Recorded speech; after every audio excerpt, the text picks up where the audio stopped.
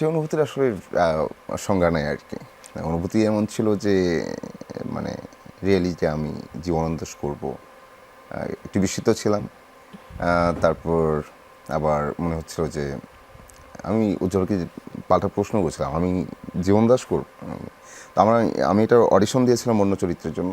তো 2বার অডিশন দেওয়া, তারপর অনেক দিন পর উজ্জ্বল ভাই বললেন যে তুমি এই চরিত্র করছো জীবন দাস। তো তখন অবাক ছিলাম। তারপর মনে হলো যে এটা আমার জন্য খুব বড় একটা প্রাপ্তি। এটা তখনই মনে হচ্ছিল যে একটা বড় প্রাপ্তি আমি পেয়ে গেছি, অনেক বড় কিছু পেয়ে গেলাম আর কি। তো ভয়ও কাজ করছিল যে আসলে এই চরিত্রটাকে কিভাবে কি করব।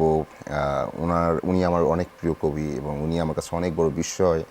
তো ওনার যেই লাইফস্টাইল আর ওনার যেই মানে জীবনযাত্রা, সেটা আসলে কিভাবে কি হবে। তারপর উজ্জ্বল ভাইয়ের সাথে বসা, উনি তো ওনার টোটাল হিস্ট্রি বললেন যে যে সময় ধরে ধরে তখন ওনার কী অবস্থা ছিল, ওনার কোন কবিতা আসছে, তখন কোন কবিতা লিখলেন। তো পাঠক মহলে তার কী অবস্থা, লেখক মহলে তার কী অবস্থা, ওনার পারিবারিক অবস্থা কি, আর্থিক সামাজিক অবস্থা কি, নানা কিছু যত ডিটেলে বলা যায় আর কি। তো ওনার কাছ থেকে আরও অনেক জানলাম।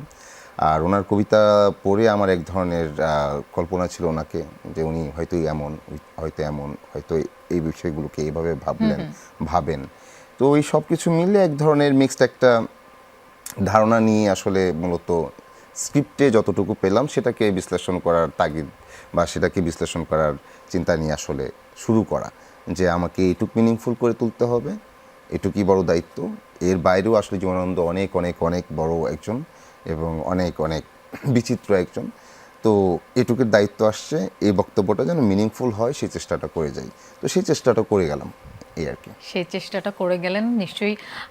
আমরা দর্শকদের সেই চেষ্টার মানে ফলাফলটুকু দর্শকরা উপভোগ করবে, এমনটাই প্রত্যাশা থাকবে।